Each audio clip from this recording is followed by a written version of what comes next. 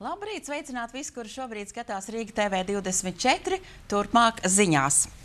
Valdība pieņēmusi svarīgus lēmumus aizsardzības jomā, uzņēmējiem iespēja saņemt finansējumu un no zaļo tehnoloģiju inkubātora, un dažādu nozaru pārstāvjus uztrauc Latvijas upju stāvoklis. Par šo un citu tūdaļ arī plašāk. Līdz piekdienai uzņēmējiem ir iespēja iesniegt priekšlikumu pieteikumus zaļo tehnoloģiju inkubātoru pirmajai ideju uzņemšanas kārtai, pretendējot uz finansiālo atbalstu līdz pat 140 000 eiro lielu apmēru. Kā informēja ZTI izpilddirektors Oskars Priede, šī ir laba iespēja ikvienam gan esošiem, gan topošiem Latvijas uzņēmējam, kurš ar savu biznesu saista ar zaļām tehnoloģijām, iegūt atbalstu inovatīvu biznesa ideju attīstīšanai nepieciešamo intelektuālo un finanšu resursu piesaistē. ZTI Rīgas Tehniskās universitātes, Latvijas universitātes un Norvēģijas industriālās attīstības korporācijas SIVA kopprojekts. Tas ir vērsts uz starp institucionālo sadarbību un zināšanu plūsmas veicināšanu starp universitātēm, pētniecības iestādēm un zaļās ražošanas uzņēmumiem.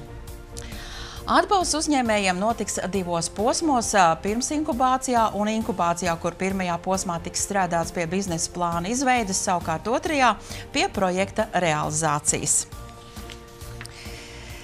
Valdība ir akceptējusi aizsardzības ministrijas vēlmi izlūkošanas un pretgaisa aizsardzības spēju attīstībai atvēlēt 158 miljonus eiro. Šī summa ir paredzēta turpmākajiem 8 gadiem. Valdība šodien akceptējusi priekšlikumus izlūkošanas un pretgaisa spēju attīstībai, kas paredz gaisa telpas novērošanas, sensoru un radaru iegādi un uzstādīšanu, kā arī individuālo pretgaisa aizsardzības sistēmu un ieroču iegādi un arī to modernizāciju. Ar modernām sistēmām tiks aprīkoti patruļkuģi, kā arī attīstītas taktiskās izlūkošanas spējas. Valdība arī akceptējusi NBS prioritāšu pārskatīšanu, vairākas prioritātes pavirzot sarakstā uz augšu. Jaunās prioritātes ir pašaizsardzības spēju stiprināšana, kaujas spēju stiprināšana, konkrētu vienību kaujas gatavības paaugstināšana, kā arī agrīnās brīdināšanas spēju stiprināšana. Kā prioritātes ir noteiktas pretgaisa aizsardzības spēju stiprināšana un zemessardzes modernizācija. Ir saņemti arī piedāvājumi no 13 kompānijām par iespējām iegādāties gaisa telpas novērošanas sistēmas. NATO un Eiropas Savienības valstu kompānijas piedāvājušas vairāk nekā 15 dažādas sistēmas. Ministru kabinets vakar deva atļauju Latvijas karavīriem piedalīties septembrī paredzētajās mācībās Ukrainā. Aizsardzības ministrs Raimonds Vējons informēja, ka pašlaik mācības vēl ir plānošanas procesā. Atkarībā no organizētāja izvēlētā scenārija un uzdevumiem tajās varētu piedalīties līdz 10 Latvijas karavīru. Apvienotās sauszemes un gaisa spēku militārās mācības norisināsies Ukrainā no 11. līdz 28. septembrim, un tās organizē ASV armija Eiropā. Mācībās piedalīsies bruņoto spēku vienības no Bulgārijas, Kanādas, Čehijas, Dānijas, Vācijas, Lielbritānijas, Latvijas, Polijas, Spānijas, Grieķijas, Rumānijas, ASV, Turcijas, Armēnijas, Azerbaidžānas, Grūzijas, Moldovas un Ukrainas. Mācības tiek organizētas, lai paaugstinātu reģionālo stabilitāti un drošību, stiprinātu partneru sadarbības spējas, veicinātu savstarpējo uzticību un tomēr vienlaikus veidojot savietojamību starp ASV, Ukrainas un partneru valstu bruņotajiem spēkiem. Tās ļaušot pilnveidot NATO un valstu, kas piedalās programmā Partneru attiecības mieram, savstarpējo sadarbību. Bet šodien 12:30 starptautiskā lidosta Rīga plāno sagaidīt 10 miljonu tranzīta transferu pasažieri kopš Latvijas neatkarības atjaunošanas.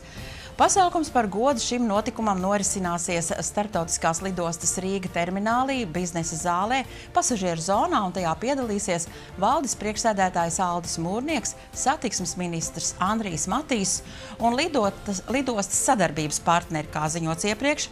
2012. gada jūlijā starptautiskā lidosta Rīga sagaidīja lidostas 7 miljonu tranzītu pasažieru kopš Latvijas neatkarības atjaunošanas, un tas bija nepālietis arī Adhikari, kurš lidostā ieradās ar avio kompānijas Air Baltica reisu no Minhenes un tālāk devās uz Helsinkiem. Toreizējais starptautiskās lidostas Rīgas valdes priekšsēdētājs Arnis Luksis skaidroja, ka tranzīta un transfēra ceļotāji šobrīd ir ļoti nozīmīga lidostas Rīga pasažieru daļa. Dažādu nozaru pārstāvji brīdinājuši, ka Latvijas upju baseinam steidzami nepieciešama palīdzība, citādi var izzust gan upes, gan vērtīgas zivju sugas.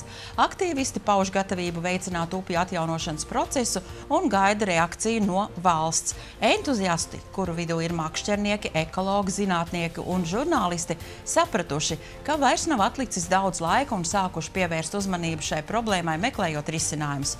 Dabas aizstāvji pauž gatavību rīkoties, jo tic, ka apvienojot spēkus, viss izdosies, un upes dāsni pēc tam mums par to pateiksies. Tāpat tiek arī norādīts, ka rūpēm par ūdenstilpēm jābūt regulārām, lai nerastos situācija, ka kāda no upēm pēkšņi aizaug, tai nav iespējams pat piekļūt. Jā. Un, lai ērti un patīkami vispār nokļūtu kādā izvēlētajā galamērķī, akciju sabiedrība pasažieru vilciens piedāvā kādu jauninājumu, un par to jau tūdaļ turpmākajās minūtēs.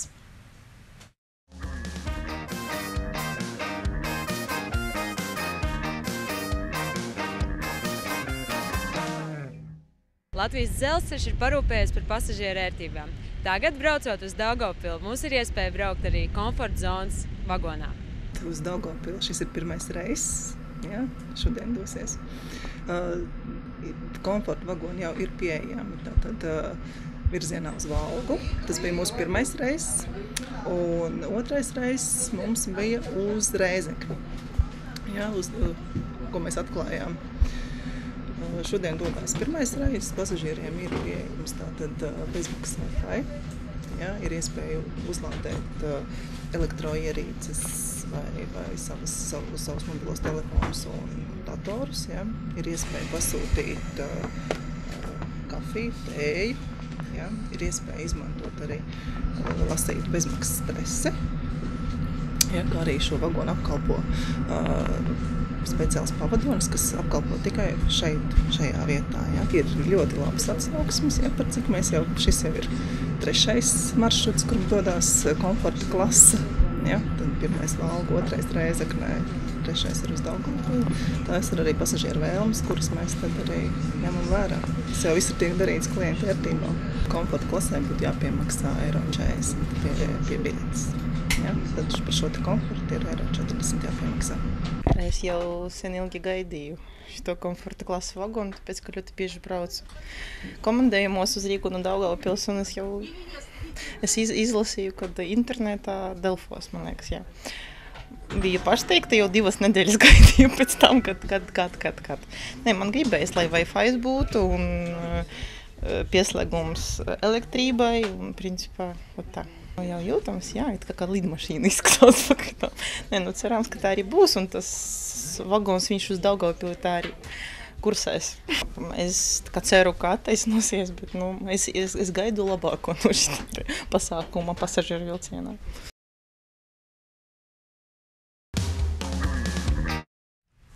Un tālāk. Es atvainojos.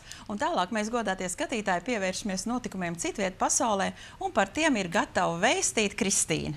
Jā, labrīt, Veltiņa, labrīt, skatītāji. Tālāk pasaules ziņas. Tātad Lietuva šodien cer saņemt pozitīvu Eiropas Savienības vispārējo lietu padomes atzinumu par savu uzņemšanu Eirozonā no 2015. gada 1. janvāra.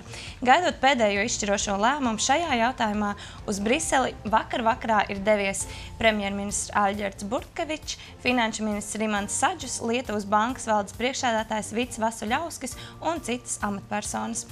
Jau ziņots, ka 19. un 20. jūnijā Lietuvas uzņemšanu Eirozonā atbalstīja Eirozonas un Eiropas Savienības finanšu ministri, bet 16. jūlijā attiecīgu rezolūciju pieņēma Eiropas parlaments.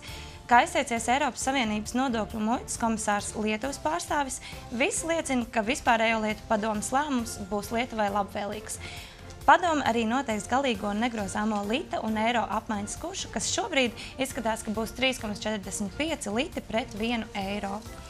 ASV, Kanādas un Eiropas lielākās lidsabiedrības vakarā uz vismaz 24 stundām ir atcēluši lidojumus uz Izraēlu, un tas ir noticis Gazas konflikta dēļ, pastāvot bažām par lidojumu drošību.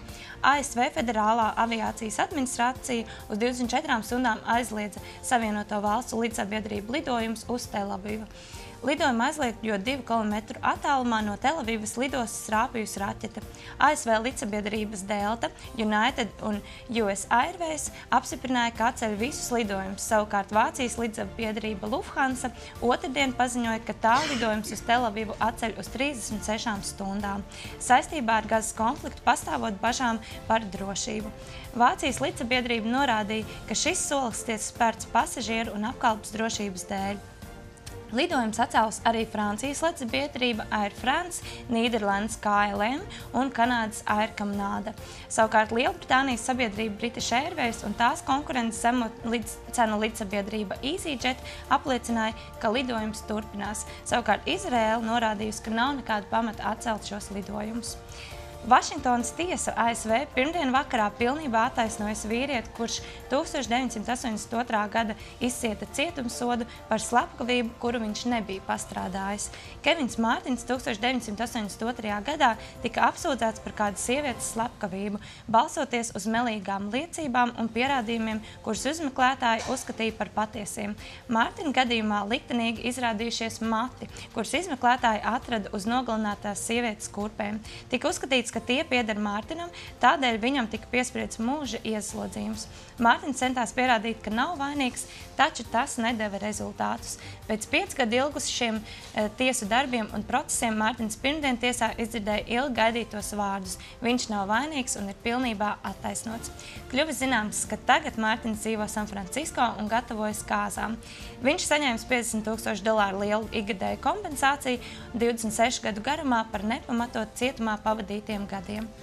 Un pēdējā ziņa mums ir par to, ka ASV izlūkdienests paziņojas, ka Malaizijas lidmašīnas notriekšana iespējams notikusi kļūdas pēc, ko pieļāvis slikti apmācītie promaskaviskie kaujinieki.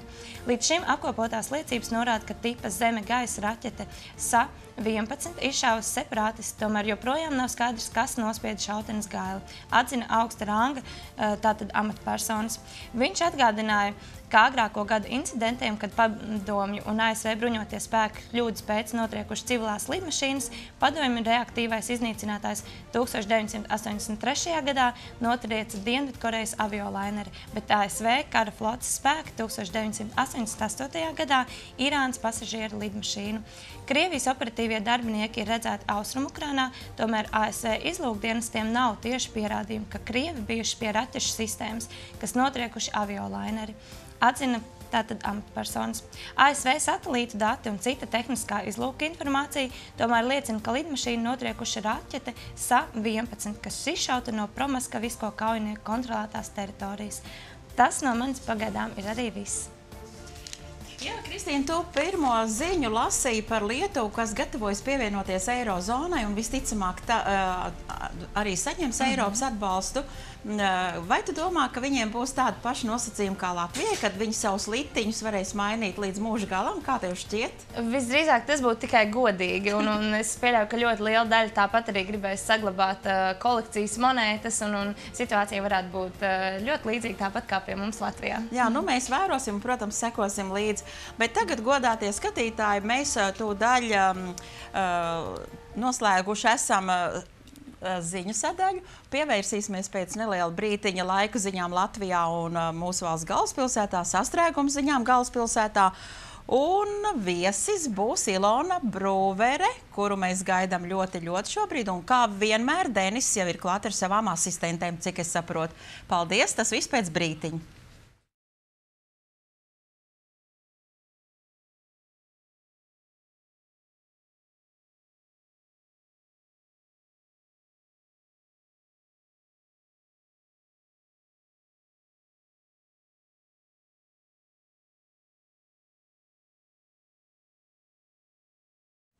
Labrīt, Rīga TV 24 skatītāji. Ieskatīsimies, kāds laiks šobrīd Rīgas ielās. Šorīt visai blīva satiksme, jāsaka, gan nav, bet izņēmums nav Kārļa Ulmaņa gatve, kur tā ir katru rītu un arī katru vakaru un arī dažās dienas stundās diezgan pilna ar mašīnām. Arī Slokas iela, kā ierasti katru rītu, un Uzvaras bulvārs arī tur izveidojušies ievērojami sastrēgumu salīdzinot ar pārējām Pārdaugavas un arī centra ielām, bet citur Pārdaugavā pagaidām situācija izskatās diezgan mierīgi.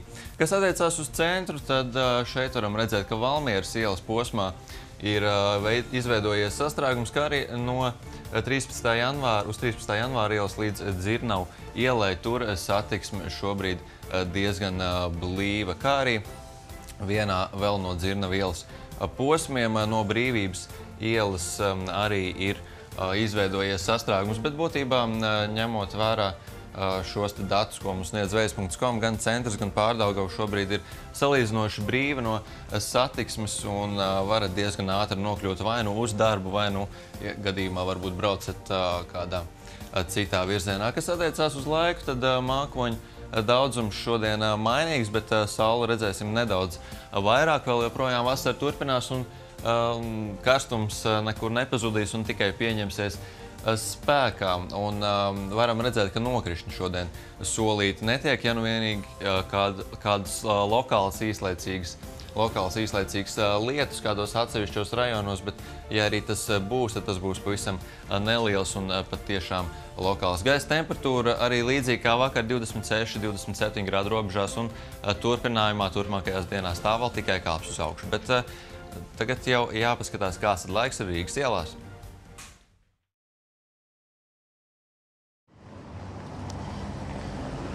Labrīt, TV24 skatītāji, kā jau katru rītu, 8:45 ar jums kopā laika ziņas tiešraidē no Blaumaņa ielas. Vasara nebeidz mūs lutināt, un arī šodien. Jau tagad gaisa ir iesilis līdz 17 grādiem, un tas turpinās cilt visu dienas garumā līdz pat 27 grādiem. Vējš pūtīs no ziemeļa austrumu puses ar 2 metriem sekundē. Vakarā varbūt vairāk no ziemeļa puses un varbūt nedaudz ātrāk, 3 metri sekundē, bet principā šodiena ir saulaina un skaista. Laika tips ir otrais, tātad labvēlīgs. Jau tagad skatoties pie debesīm, pa kādam mākonītim redzās, un visas dienas garumā to arī sola. Visas dienas garumā būs pa kādam mākonim, un ļoti iespējams kaut kur vietām būs arī lietus mākonis. Nedēļa ir pusē, ir trešdiena klāt. Var sākt domāt nevis par aizvadītajām brīvdienām, bet nu jau par nākamajām. Ar to arī es no jums atvedos, lai jums jauka šī diena. Ar jums kopā bija Paula muzikanti. Atā! Jā, godātie skatītāji, laiks ir burvīgs, laiks ir brīnišķīgs, laiks ir vienreizējs, vasara mūs lutina, saulīt arī, un jāsaka, ka šoreiz arī lietus lāse. Ja uzkristu, tad tā mūs lutinātu. Bet vienu dienu strīpaini tērpi, vienu dienu raibi tērpi, vienu dienu zigzag tērpi, vienu dienu brilles tādas, otru dienu šitāds. Viss ir iespējams mūsu laikos, un par to mēs runāsim modes laiku ziņās. Un studijā darbam gatavs ir Denis, kā vienmēr, tūlīt pēc brītiņa.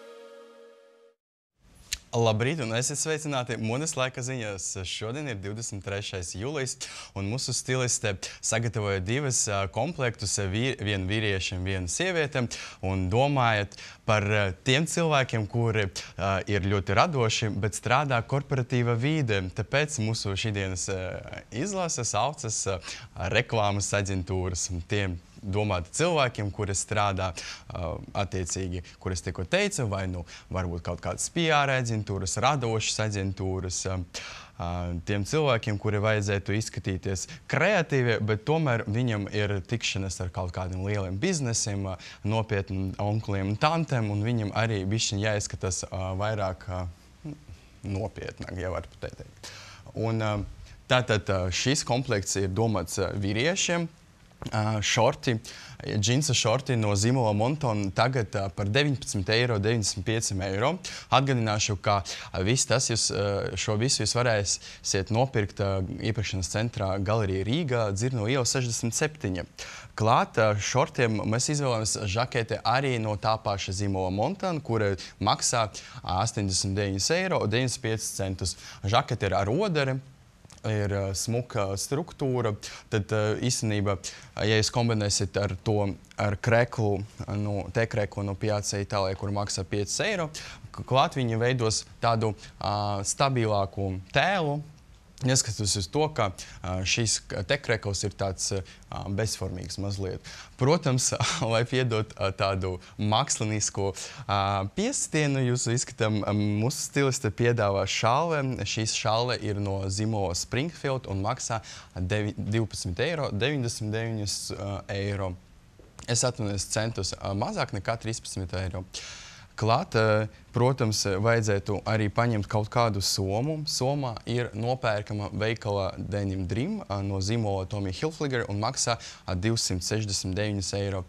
Ja jūs esat kaut kādas reklāmas aģentūras projektu menedžeris, domāju, jūs noteikti varēsiet atļauties nopirkt šo somu sev.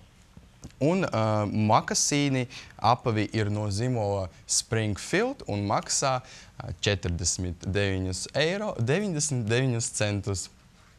Ja jums, mīļie kungi, ir savi varianti, kā labāk izskatīties reklāmas aģentūras darbiniekam, tad jūs esat laipni aicināti iepostēt savas idejas sociālās mēdījus, gan Twitter, gan Instagram, ietagojot mūs Riga TV 24 vai mani fashion slogger ar hashtagu MLZ vai modes laika ziņas, un tad varbūt rīt mēs arī ieliksim jūsu piedāvājumu mūsu etēram. Tagad laiks ir parunāt par sieviešu izskatu. Šis komplekts ir domāts vairāk jaunākam sievietam, un atkal gribas uzsvert, ka kimono blūzes ir ļoti aktuālas šovasar, un šodien mēs piedāvājam jums vienu variantu no zīmola Oasis. Veikals arī atrodas Galerija Rīga, un šis variants konkrētais maksā 50 eiro. Klāt kombinējam ar, manuprāt, šovasar un īpaši šodien aktuālu, viņš saucas kombinizons, angliski jumpsuit. Šeit ir apvienota blūzīte ar šortītēm. Šīs brīnišķīgs apģērba gabals ir nopērkams zīmola veikalā Mango un maksā 49,99 €. Klāt, mūsu stiliste piedāvā ļoti skaistu somiņu, manuprāt, kura nav super mākslinieciska, līdz ar to padarīs jūsu šo komplektu tēlu vairāk oficiālu. Soma ir nopērkama veikalā Parfois, kurš atrodas Galerija Rīgas 1. stāvam un maksā 39,99 €. Protams, mūsu stiliste padomā arī par dažādiem izrotojumiem, un viņi piedāvā kaklarotu no veikala Cortefil, kurā maksā 18,99 €. Un ir arī izvēlētas atlasītas saules brīles no tā pašā veikala Cortefil un maksā 25,89 €. Un, protams, apavi ir arī no tā paša veikala Cortefil, maksā 59,99 €. Ja jums kaut kas iepatikas, jūs varat šodien mierīgi ielogoties mūsu Tumblrī, kura adrese ir modeslaikaziņas.tumblr.com. Tur jūs varēsiet visu vēlreiz apskatīt un iepazīties ar cenām.